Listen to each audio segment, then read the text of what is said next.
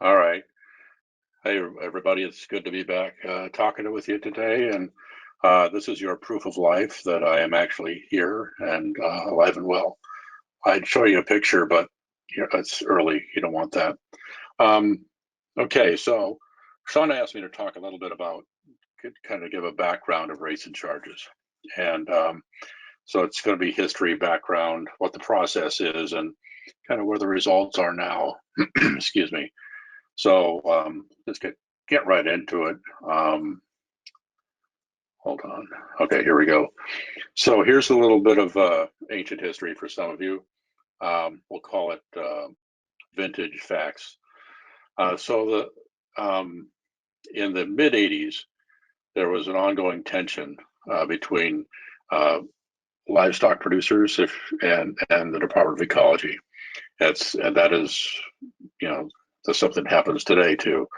But really go ahead because it seemed like every time ecology tried to use their legitimate powers to enforce, they faced heat in the legislature, which came to a head in mid 80s. I'm going to guess 1986 or 87, where a poultry producer was written up by ecology, and they happen to know their legislator really well, who happened to be the chair of the House Ag Committee. And a bill was written that severely limited ecology's powers in this area. It never passed, but because he was a poultry producer and there was a legislation, you can imagine that bill had a nice little nickname called the chicken shit bill. So the discussion started with districts at the urging of the legislature and ecology and everybody else. That was getting to be kind of old. That dance they were doing with the legislature whenever there was an enforcement action. So discussions started between conservation district and uh, and ecology and the commission to create a system where districts could, at the landowner's request, provide assistance.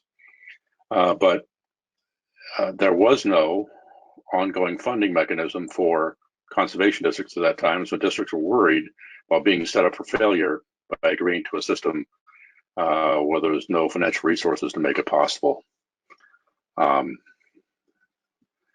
So 1989 was a big year for the conservation districts and the commission. We on the left-hand side of this picture, you'll see a bill that did two things. It allowed, before 1989, the Conservation Commission was not allowed to grant money to conservation districts. And so that's one thing that bill did, was allow the commission to grant money to districts. And the second thing it did was proposed a system of assessments that a district could implement. So once this bill was passed, the districts felt comfortable then signing a piece of paper that was that you'll see on the right-hand side of this screen, called the Compliance Memorandum of Agreement. Somewhere in the deep, dark archives of your conservation district, you'll find a yellowing piece of paper with signatures on it, and it's probably this. And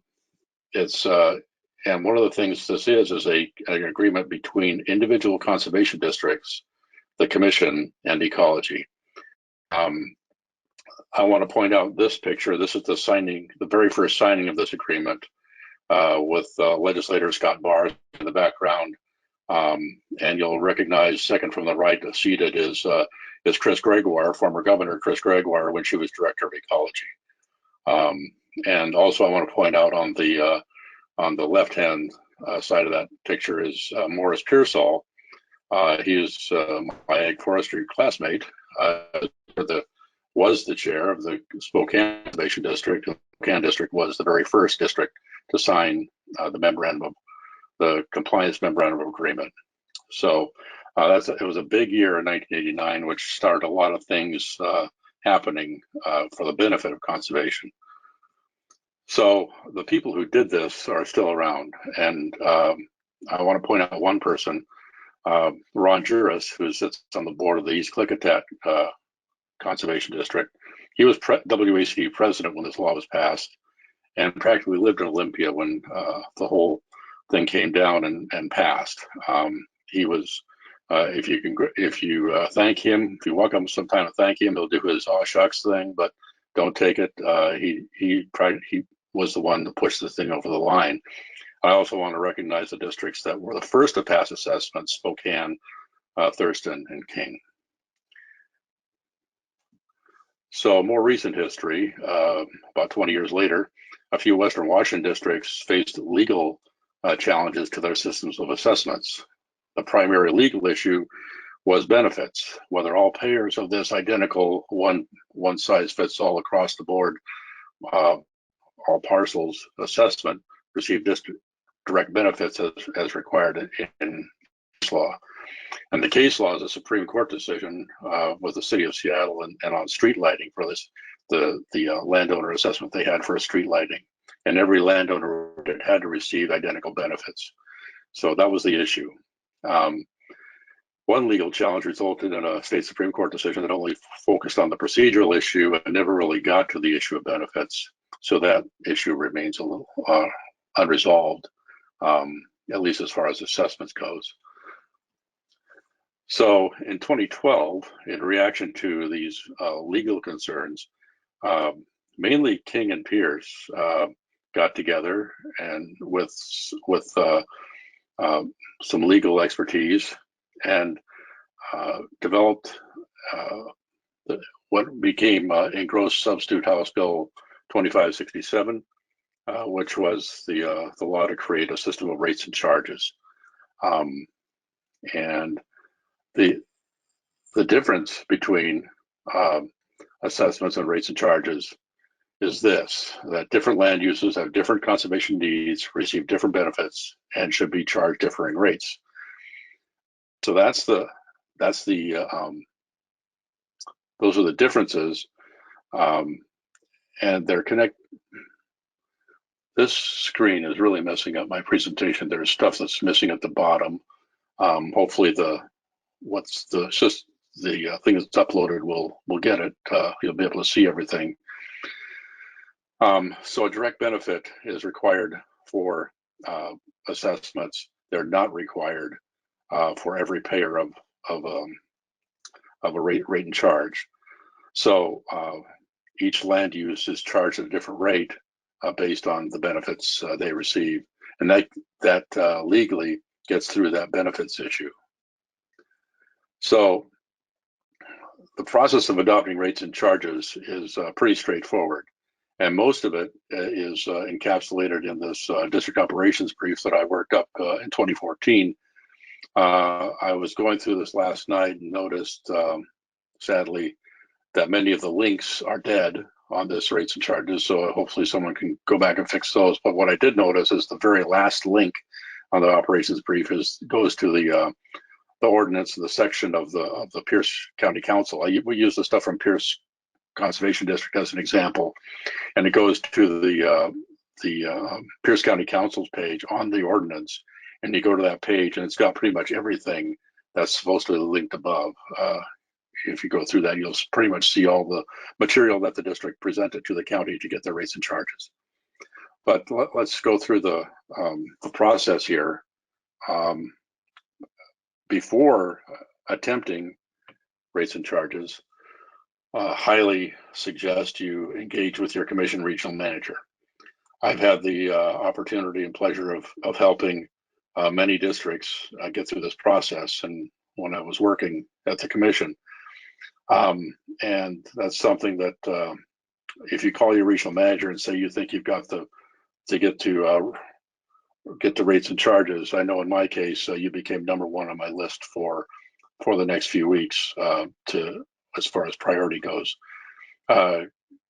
Also consult with other conservation districts who have done it, as well as those who have tried. Do a gut check of your authorizing environment, meaning your supervisors. Are they willing to push for it? And also, is your county legislative authority amenable to considering this? If things feel favorable, then go to the next step, which is update your 5-year plan and the costs of getting your plans accomplished, which is really important when you try to develop your rates and charges. The process to create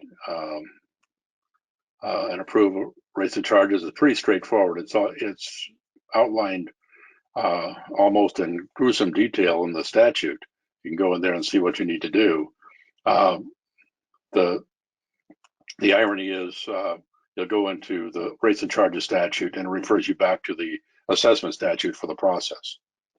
So anyway, by August 1 of each year, the conservation district has to use the information from your 5-year plan and get it to and put it into a proposal for rates and charges. And many districts have used FCS Group to do this. They're very good, and they understand the process really well, and they've got relationships at the county level to boot. After that, approve your draft proposal and hold one or more public hearings to receive your public comment, get your final board approval, and get that to your county legislative authority by the 1st of August. After that, the county legislative authority, and this language here is taken right from the statute. I basically turn it into bullet points. They got to hold a public hearing. They have the ability to accept or modify and accept the proposed system of rates and charges. Now, there is a point of contention. The state auditor and the attorney general will always say, if the law doesn't say you can, then you can't. Well, the law doesn't say that the county legislative authority can turn down this proposal. It says they can accept or modify and accept the proposed rates and charges. That's a conversation I had, a delightful conversation I had with the Clark County administrator at one point. The findings of the county legislative authority are final. The rates and charges can be altered during the period based on a specific fact pattern. So currently, 18 conservation districts have adopted systems of rates and charges, and 3 still have assessments. The 2 districts in Yakima County and Lincoln County Conservation District. I want to point out a full circle moment here. That you remember early on, I mentioned Ron Juris, who was the president of Eastern or WACD on the Eastern Klickitat board. I think the most recent set of rates and charges were Central Klickitat, Eastern Klickitat, and the portion of Underwood that's sitting in Klickitat County received rates and charges. So finally, 30 years later, Ron Juris was able to take advantage of the beginnings of all this that he worked on in 1989. So final thoughts, don't do this alone. There's plenty of people out there to help you get through this. Have your eyes wide open as far as the possibilities here. You'll hear some of that from the speakers that'll follow me, and really pay close attention to your authorizing environment to make sure you're not getting out on the thin part of the branch when you're working on this. And with that, Shauna, I'm not sure when you want to take questions or now or later. Thank you, Stu. Yeah, let's take questions at the end. I want to make sure all of our speakers in this session have a chance to share their thoughts. So I'm going to go ahead now. Thank you so much for that, Stu. We're going to go to Vicki Carter, the Executive Director at the Spokane Conservation District. And Vicki, I have the presenter baton coming to you, and let's check your audio. I'm here. Loud and clear. Okay. So I'm sharing my screen, maybe. So far we see your desktop, and now we see your PowerPoint coming up. Okay, and let me just go into presentation mode here. If I can do that. How's that look? Might be a slight delay on my end. Okay. I'm showing that it's up, so can I get a confirmation? We can see your notes page. I don't know if you want us to see your notes, but we can see them. It doesn't really matter to me, but I'm not sure how to end that. Another way to do it is to not use the slideshow option. Oh, okay. So if you end your slideshow and then you go back to those settings at the top in PowerPoint. Yeah. And you click on View. Okay. The little View option. Yeah. Keep going to the right. And Yeah. then choose Reading View. You want the Reading View option. There we go. How's that? Yep, that'll bring it right up for us full screen. Everybody can see there that we go. now? Okay, good. Yes. Great. Take it away, Vicki. All right. Well, thank you. Good morning, everybody. And thank you for that fantastic framework, Stu. And I have been here 30 years too, and there were still a few pieces of information that you filled in for me. So I really appreciate that history. And we need to capture those things. Those are important for the people coming up within the Conservation District world. So I want to take Stu's framework, and then I want to put some practical application to it, giving you some strategies and tips that I used when I went forward with our Board of County Commissioners in seeking our rates and charges funding. So this is the actual slide deck. It's been updated, but it's the framework and the slide deck that I used when I went out and went through the process of meeting with our county commissioners and then right into that public hearing. So this really took me from that first meeting with them and presenting them with a proposal, and that's part of the rates and charges package. Is you have to prepare this written document, this written proposal. So that was the proposal, and then right up through this period of time that I had to do many public meetings and then into the public hearing. So I'll just start right here that your first meeting is going to be with your Board of County Commissioners. And that's, like Stu talked about, taking the temperature of where, how they feel about the Conservation District. But this is really a time for you to educate them and to build a relationship with them and understand that this process, even though we as Spokane, we were the very first district in the state to have an assessment, and we have a fantastic working relationship with our Board of County Commissioners, this process still took us close to a year to put together because there are a lot of pieces to it. So make sure that you're allowing yourself enough time to do that. And the other thing that I would suggest in this, when you're thinking through this, is working with all of the other municipalities, town halls, city councils, and even other partners within your county or your area that can provide support that you can take back to your county commissioners. You don't meet with them just once. You'll be meeting with them several times through this process, giving updates, and then again through the public hearing process. All right, so let's see, let's go to my next one. So I started out, this was my first slide, and I started out with just a little bit of history about conservation districts. History and humor, I call this slide, because it's always fun just to, break the ice a little bit. And so I start out with, you'll all recognize these photos. This is Sprague Avenue. That's a big street here in Spokane. Sprague Avenue in 1929. And the look on their face, they're actually like, wow, is that, they're not really sure. So use a little humor, find some pictures. And I also tell them that that's my great grandmother, the slide on the right. And try to use a little humor, but that really introduces them to the background of conservation districts. I talked just briefly about the Dust Bowl, and that's where we, have our roots and our beginnings, and how that, the importance of that as it rolled into federal legislation, which then enacted our state legislation. And then I talk about how that came down to the local level, the county level, and then the history of the Spokane Conservation District, and we started in 1941. So we're actually celebrating our 80th birthday.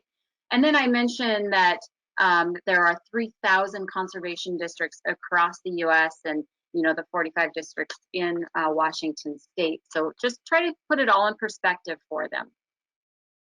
And from that slide, I talk here about what we have here in Spokane County. And I like to think of this as, don't assume that they know this information just because they're your county commissioners. They'll know some of it, but they may not know all of it. And in this one, I mentioned the 1.1 million acres of land that we have. I always talk about the diversity of our landscape in Spokane County, about how we have everything from agriculture, to forested areas, to our, the West Plains area, where we have a lot of just rocky soils and drier climate. I talk about the obviously the water that we have here, which is so important to us in every aspect of agriculture and recreation. We have 68 lakes, 500 miles of rivers and streams and tributaries. But then I also bring in the citizenry. We have 500,000 citizens in Spokane County now, and we have one conservation district run by a board of 5 supervisors. And I talk a little bit about the governance, very briefly about the governance. I'll get into that a little bit later. But it's important for them to understand that out of all of this land and that we have, and the 500,000 citizens that we have one conservation district supporting all of this. This slide, I like to start bringing it in and introducing them to our staff and to some of our programs. So this is where I tie in any partnerships and projects that they're familiar with. So we in Spokane are, again, blessed to have a good working relationship with our county, and we have multiple projects where we work together on them. So I remind them of those projects, but I also talk about the departments that we have in water resources, soil science, forestry, production agriculture, environmental education, and district operations. Again, I want them to understand the vastness of services that we offer and how they, as a board of county commissioners, how they benefit from that, both personally and within the work that they govern as county government. This next slide, highlighted word here, voluntary services and benefits. This is a really important one. Stu touched on this too. We need to remind them again that we're non-regulatory. We talk extensively about our landowner participation and buy-in. We talk about the benefits to the Spokane County residents by giving them access to voluntary programs through, and this is where I get really specific about some of our loan programs, our riparian planting projects, the money that we have available for that, our pollinator and wildlife habitat programs, our forest health and firewise programs, some of our environmental ed that we do for K through K-12 and adult education, our landowner, our small acreage landowner stuff, our large production ag programs, and then of course Vets on the Farm. So this is where I really start bringing it down to all of these different programs or projects that we offer and that they are voluntary, and the enormity that we are able to cover in both in terms of land and people through these different projects. And then I start talking about the timeline, and this one really shows that we've had consistent support. So again, we've got our first assessment check in 1991. We received our, it was 1990 that we were authorized, and then it's always that following year. So I just give them the timeline of where we were. So 1991, we were authorized to receive the assessment. In 1998, we received our first increase to $5 per parcel. In 2014, we reauthorized, and here I am with them in 2019 seeking to go to rates and charges with an increase per that 2015 statute. So we were asking for a $10 per parcel rates and charges, which was basically doubling our assessment.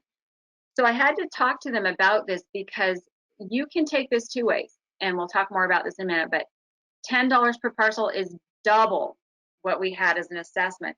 However, you start breaking that down, that's 42 cents, difference, 42 cents per month difference. I also talk about the fact that it's now, this would have gone into effect in 2020. We didn't ask for an increase for 18 years. That really hit home with one of our county commissioners in particular. In fact, he held on to, I mentioned that during my presentation to him or to them, and he kept hold of that clear through our public hearing and then put it on public record that we had not asked for an increase in 18 years. He said there was no other agency that he knows of that had gone 18 years without an increase. So find those little nuggets like that that you can really work with and get their support on. Stu also talked about the direct and non-direct benefits and why, the difference between an assessment and rates and charges. And this slide just talks about how we broke our land use down. And we used our soil classification system through obviously the USDA NRCS soil survey, which was updated in 2012 in our county. So we divided all of our soils into classes 1, 2, and 3 and based our assessments on that, which gave us that ability then to have a differentiating rate system. It worked out really well, and it's actually really easy to implement this way.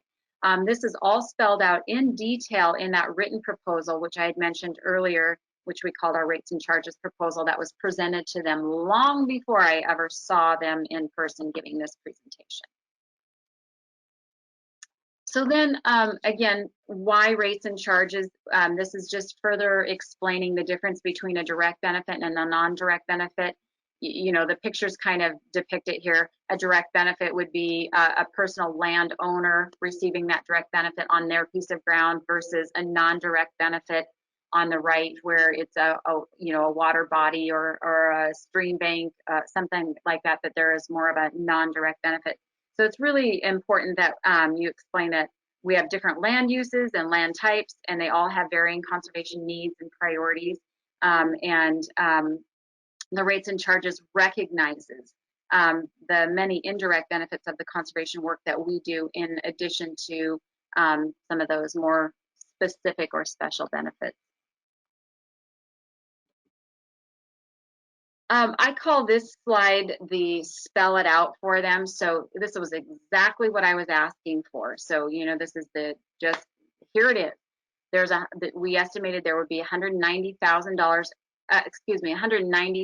eligible parcels in Spokane County at the new rate of $10 per parcel. The land classification rates would remain the same for class 1 and class 2. So the simple difference was 42 cents per month per parcel. In total, with the $10 total was 83 cents per month, so less than $1 a month for conservation. So when you spell it out like this and break it down to numbers like that, it's pretty hard to argue. It's pretty hard to argue that we can't put that on our constituents. When you talk about this being $5 per parcel is 42 cents per month per parcel, or the $10 is 83 cents per month per parcel. So when we broke it down like that, I got a lot of smiles on their faces. A lot of people went, "Oh my gosh, what are we even arguing about?" If there was an argument. And just to solidify it a little bit more for them, I call this the show them the money slide, and this just emphasizes the leveraging and how our dollars are brought in, and where rates and charges was going to be, how it would affect our overall budget. But this was also important for us because this was between 19 and 20. For us, we lost some of our grant funding. As you all know, we took a hit in the state budget, so we knew that we weren't getting some of our state funding, and we hadn't heard back on a couple of our federal awards. And so we needed them to understand that without moving forward with this rates and charges structure, we wouldn't be able to keep our current programming that they so well, loved and had come to appreciate. So I showed them what $650,000 would do in supporting the existing program. So overall, we looked at the increase in our the $5 increase plus switching it from assessment to rates and charges was going to total $950,000 a year for us. So $650,000 of that would just support existing programs. And again, I talked about these. They're very familiar with VSP and small acreage, vets on the farm, livestock and land. So these are things that I wanted them to see, that some of these could go away if we didn't have their support on this, and they would have to help choose which ones those would be. But I said, in addition to that, we'd have $300,000 for new programs, new things that our constituents are in need of, and those were expanding our septic and sewer program to the north part of Spokane. one of our county commissioners, the one that has jurisdiction over the north side, that was really important to him. So you've got to find, again, those little nuggets that's going to be of special interest to them. We also talked about the home ignition zone as an add-on to Firewise. They're very interested in that with all of the fires that had happened, of course, over the last couple of years. A couple new ones that we had been working on were stormwater management and a county ditch management cleanout program. So those were really, really of interest to them, as well as the Newman Lake pilot project for clean water. They came to us with that. They needed help. The county needed help with that. They came to us and we said, yeah, we can do it, but we need money. This was going to be a way that we could work together and leverage the money that they had with some of the new rates and charges money. So again, I'm just trying to demonstrate how to get their support for these things. Whoops. Vicki, we are running a little short on time. I want to make sure our other two presenters have a chance. So if you wouldn't mind wrapping up. Really quick, yep. So again, the 2019 special assessment, I just compared where we were with this is right where we were with our salaries and benefits. And then with the new rates and charges, I compared it and I wanted them to see that there would be less than a 5% increase overall for our FTEs. That seemed to be a sticking point, and they appreciated that. This wasn't just a way for us to put on a bunch of new staff, but it was really about creating new programs and keeping those priority conservation programs. And then lastly, I just introduced them to our Board of Supervisors. We have Mike Baden as a stand-in there for Randy James, but I had a different slide with all of them. Anyway, just introducing them as community members, and they know many of them. And again, just creating that part of where they understand the locally led conservation concept. And then this is the presentation I used and asked for public comment. And from this, we were able to move into support from the county commissioners, support from those municipalities, and then into the public hearing process. And I'll leave it at that. Thank you so much, Vicki. Tons and tons of excellent information in there, and you can really tell how passionate you are about this. And if folks have questions, because we did have to wrap up Vicki's remarks, just drop those in the box. We're going to try to make sure we have a few minutes for questions at the end. I want to turn now to Linda Lyshall, the Executive Director of the Snohomish Conservation District, for Linda's remarks to share with us. So Linda, how's your audio? I think I'm on. Does that sound good? Excellent. Yes, take it away. Terrific. Well, good morning, everybody. Happy to talk about rates and charges. It's such an important funding mechanism for conservation districts, for small and large districts. I formerly was the Executive Director for San Juan Islands Conservation District, and we did have rates and charges there. We had, in a smaller district, you have a maximum of the $5 per parcel. And we did have that, which provided about $80,000 a year in sustainable funding, which was very helpful. At Snohomish County, where I'm now the Executive Director, we are able to go up to $10 per parcel. We're currently at $8. We will be seeking $10 starting next year. So we have an agreement with some of the county council members to hold off on seeking that $10, but they did say we could come next year and ask for that, and so we're intending to do that. But I want to start off by just talking about ways to go about this if you're considering it, and then also just how to maintain this once you have this. So first off, the most important, I think, is to develop and maintain relationships with your county council, with your treasurer and assessor, and with the county staff. They really you need to help them understand the value of the conservation districts and really understand our programs and services.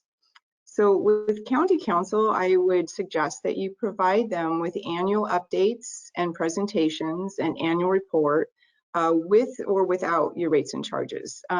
Even if you don't have one, I would suggest you do this so you're on their radar. I would also suggest, if you can, meet with them one-on-one. This is an opportunity to really build a relationship with them, to understand what their interests are and what their concerns are. In smaller counties, I found it easier to develop relationships with them. Larger counties, a little more difficult. They're a little more political, but you can still do this. And sometimes this can be really beneficial when you are seeking your rates and charges. Also, when you are able to get a hearing for county council to consider your rates and charges, I would suggest filling the room with your supporters. So talk to everyone that you've worked with, in the past 10 years, if you can. Ask them to come and speak on your behalf. We did this up in San Juan County, and I was just amazed at how many people showed up to speak on our behalf and to talk about the benefits of the services that we provided. And it's really hard for a county council to vote against you when every person in the audience is there speaking on your behalf. So I would fill the room with your supporters and during that, and have them speak during that public comment period. I'd also provide them with a detailed proposal of what services you'll be providing, and Vicki just gave a wonderful example of that. So really think that through and let them know what the county is getting for those very small amount of funds per parcel. The other person or persons I would reach out to would be the treasurer or the assessor. Help them understand the value of your programs and talk with them about the process for them collecting these fees for you and transferring the fees to you, and negotiate what their cost is going to be. This is different in every county, and it's in large part up to the county to decide what that fee is going to be. In several counties, it's a very reasonable fee. In most counties, it's a very reasonable fee. Snohomish County, unfortunately, has the distinction of having one of the highest fees, if not the highest fee. This was something I inherited and have been trying to negotiate. The county actually received a finding from the state auditor because they were charging such a large fee for the conservation district without any justification. So they now have gone through a process to provide that justification, but the fee unfortunately increased. So we pay over $200,000 a year for our fee that simply goes to the county assessor's office. So it's really important to start that process early, to talk with your treasurer assessors, to get on a good footing with them, and to really make sure that you maintain a good relationship with them. The other thing I would suggest would be to really build relationships with the county staff. So find opportunities to partner with them. Many of their programs have some overlap with ours in providing services. So find ways that you can support their programs, find ways that they can learn more about your programs, and potentially partner with them on projects and programs. So in summary on that, you really want to build trust. You want to show the value.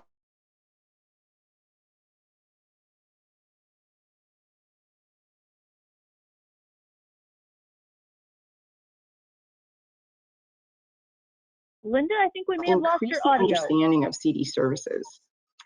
So in going back to send emails, make phone calls, and also talk with everyone when you are seeking this. Get to know all the different departments of the county that will have some interaction with you, and especially with your county council staff. And yeah, I think that's I would say don't do what Snohomish County did with your treasurer fees. Make sure you maintain really healthy relationships. And I think that's it for me, Shauna. Well, thanks so much, Linda. Really appreciate that wisdom. And if you have follow-up questions, folks, about that scenario that Linda mentioned with their local county treasurer, just get in touch with Linda in a follow-up conversation, right, Linda? Yes. Sounds good. All right. Let's go now to Zorah Oppenheimer, Executive Director of the Clark Conservation District. And while I turn that presenter baton over to you, Zorah, how's your audio? Hello. Excellent. Okay. Yes, sounds good. And are you seeing the screen? We No. sure are. Take it Okay. away, Zorah. All right. I'm going to try to move a little bit quicker because this was 10 minutes. So, okay, secure funding for Clark CD. So most of us know Washington pretty well, but I find it helps to orient myself. Clark County, we're all the way down here. We share boundaries, we're bounded by the Columbia River and Oregon on two sides here. We're on the I-5 corridor and we're within the Portland metro area. So what do you think of when you think of Clark County? I'm a lifelong Washingtonian and I did not know anything about Clark County before moving here. So most people recognize Vancouver because either they think it's Vancouver, British Columbia, or it's that city that you drive through before you get to Portland.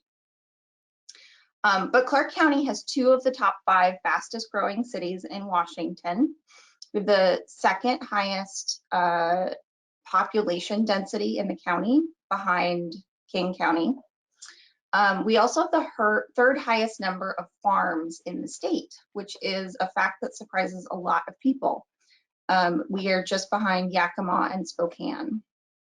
We also have the state's highest density of farms. So we have the highest number of farms per square mile. We're also very politically divided. It spans from the kind of northeast county to southwest. The northeast part of the county, Trump won with the last election with 80% of the vote. And in the southwest portion, Biden won with 75% of the vote. So we're very, very stratified in that way. This is a table that I put together early last year comparing the top 7 most populated counties in Washington. So we've got each county and their corresponding district, what their population is from highest to lowest. That's how this is ranked. Their population density, the number of staff, which was a rough count based on everybody's websites as of early 2020. So not 100% accurate, but it gives a general picture. I also put in here the ratio of district staff to population, the area of the county, and then whether or not they have stable funding. So none of these pictures, none of these numbers alone really mean all that much, but together they paint a picture of the capacity of our district. So we're stretched pretty thin down here in Clark. Even if we doubled our staff from 4 to 8, we are still the second highest ratio of district staff to population in this group. And while we're not as geographically large as some of these counties, because we have such a high population, we have a lot of parcels. And in my experience, it's a lot easier to give technical assistance to a single producer with a larger land base than it is to give technical assistance to 10 producers with a cumulative total of the same size land base. So that's all to give this background of where we are in terms of the state. We tried to get an assessment, as Stu, he talked about assessments. We tried, looking back in the files, I think we tried 3 times. We at least tried twice, but there were so many meetings with the county commissioners at that time. And by the time the constitutionality of the assessment was resolved, the political climate had changed so much in our county that we would not have been successful. We no longer had that support. So in winter well, I guess more in spring or so of 2017, we were in a bit of a declining place financially. We had a few years without being awarded an ecology grant, and our USDA service center had closed, so we had to move out and start paying real adult big kid rent at commercial rates. And And overall, available grants hadn't really rebounded from the late 2000s. The chair of our county council walked into the front doors of our office. I was there, I remember it, and said, I have the votes for your funding. Now is the time to do it. So we did it. We contracted with the FCS group, which I'm not sure I've heard mentioned in this presentation, but that's the company that most of us are using to develop the system of rates and charges.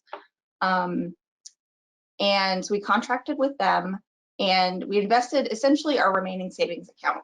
And we were asking for just over $800,000 a year with a maximum of $5 per parcel per year. We had letters of support, lots and lots of testimony, supportive testimony. I think there were 2 unsupportive people, but we had a lot of support. And the county voted against it, the council voted against it. But they did direct the county staff to develop a work group to do a cost benefit analysis. So then in fall 2018, we were ready. We had fresh graphics and pamphlets. We had landowner testimonials. We had 100 letters of support, a bunch of signatures on a petition that another organization put on for us. We had a lawyer. We also had a white paper written by Clark County staff that was a resounding, yes, this is a benefit. And I'll let you guess what the council's decision was. It was a no. And when Shauna asked me to speak on our experience with rates and charges, I honestly didn't know what I was going to say. I don't feel successful, or I didn't, at least when she asked. I feel more like a wet blanket, which is what I emailed her. After so many attempts, we have not been successful, and I don't know that we will be without some pretty significant RCW changes. But as I thought about it more, we have been successful. During this period of time, we went from a staff of 3, on average, a staff of somewhere between 3 to 5. For rates and charges, the last time we had a staff of 2. And then within a month after rates and charges, we just had a staff of 1, which was me. Nothing dramatic happened. There wasn't a mass exodus or controversy. Our district manager took another job. Our engineering tech retired. It was planned. But we were not in a great place. So we had to make some changes. So we made some changes. In 2019, we hired a resource specialist. We did have enough grant funding to do that. And there was an RCPP grant that had come in for the Southwest area. And we hired a forester on that. And I set about changing how we think about our district programming. We couldn't keep applying for grants for short-term projects. And when I say short-term, I mean, the 3 years of an ecology grant, at least not as our main source of funding. We really had to develop programs that we could then seek funding to bring in. And that's a really challenging switch to make. And we aren't there yet. This has been, I guess, a multi-year switch. So we relied really heavily on partnerships in order to do that. And thankfully, our rates and charges denial was public enough that a few key partners took some pity on us. The commission, I'm just gonna stop sharing because you don't need to look at that lady anymore. The commission helped us immensely, and I would not have survived had it not been for Stu. The Department of Ecology had a new TMDL coordinator who rallied around us. I'm coming to the end. I'm trying to wrap up here. Some good things happened. We worked our butts off to apply for a bunch of grants, and kind of to put a bow on the end of my presentation, I can't help you with rates and charges because I wasn't successful. To do it well, you need a senior level staff person who is working at least half-time on this, on only rates and charges to start from the beginning. And you need about $40,000 for a rate study. You need years of statistics for the past people that you helped and the impact that you've made. So start that now.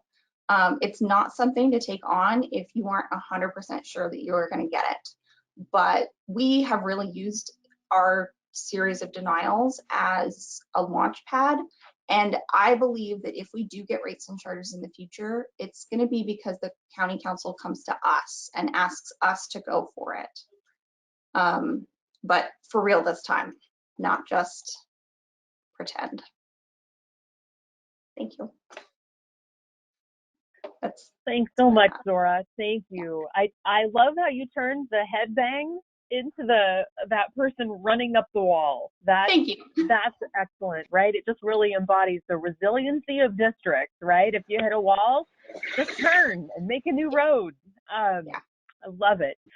So we have a few minutes left in our session this morning with our speakers that we've heard from on Rates and Charges 101. If you have a question or a comment, don't forget to raise your hand and we can unmute you, or you can drop that question or comment in the questions box and we'll go through as many of those as we can. So we've got a couple minutes here before our next speaker, our next presentation. Feel free to just raise your hand or drop a question in the box.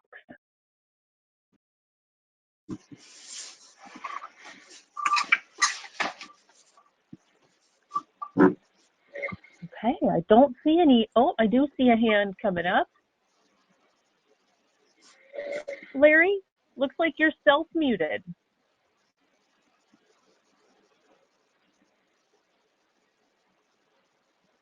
Okay, thank you. Any of you, There you go. take a shot at answering this. How does FCS determine how much it's going to charge working with any specific CD? Zorah, you said it was about 40,000, but I don't know if it was more or less in terms of other CDs they've worked with. I think that they use, they've done this enough with us that they have some kind of average. They end up billing us for whatever, whatever work they actually complete. I think it was 40,000 between the 2 years for us because we did it in 2017 and then 2018. The 2017 for us was more because they had to start from scratch. So that was probably more along the lines of like 25 to 30,000. And then the second round was, it was 25, and then the second round was a lot less because they didn't have to do all that much. Thank you. I'll just state that we did it ourselves this last year, and it was a little bit of a learning curve, but Ryan Williams helped us quite a bit. So, but we did figure it out, and we were able to successfully do that. So we did it for both Snohomish County and Island County this last year. When I was at San Juan County, it was a much simpler system, and I was actually able to do it by myself. So I think if you're just starting, it's great to hire a consultant to help figure this out, but it is something that districts can do themselves if they choose to. And that's the thing. I'm sorry, I didn't catch what county you were from, but we have a huge population and a very tiny staff. So there's no way that we could have done that rate calculation on our own. I mean, we'd invest the same amount of money because it would take us so much of our staff time to do it. But if you have a smaller population base, I feel like that would be doable. The take-home message for me is the fact that, and all three folks talked about it, was make sure your county legislative authority understands who you are and what you do, and are supportive. Because we had exactly one supportive person on the Clark County Council, and I remember back when I was a regional manager, Puget Sound regional manager, I was sitting in a San Juan board meeting, and the word came down that the county wanted the district was the lead entity for salmon up there, and the county said, we'd sure like to be able to do that. And I kind of jokingly said in the board meeting, why don't you trade them lead entity status for an assessment? And from far away, it seemed like the easiest assessment that ever happened. But I'm sure it wasn't as easy as it seemed from, from 2 to 3.5 hours away. But making sure you're on the same page with your county council, county commissioners is like, that's the, just making sure you're in their face and they understand you and like you, goes a long way to, and I'll just say this, closing off, when I was working in this, Zorah and Denise were going through what they were going through, I would wake up at 4 in the morning, and in my mind, I'd be giving these eloquent monologues to the Clark County Council, and trying to convince them, and it drove me crazy. Anyway. And we're kind of unique because we're in the Portland metro area. So all the Portland districts, they all have, I think it's called a levy. It's different. The people vote on it.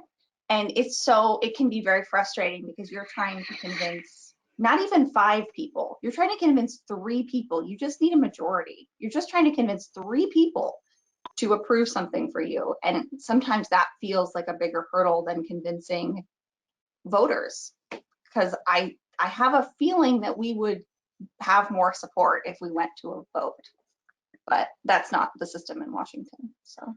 And to Larry's question about FCS group, their costs have gone down. The more of these they do, they're getting better at it, and the cost of the district have seemed to have gone down over time.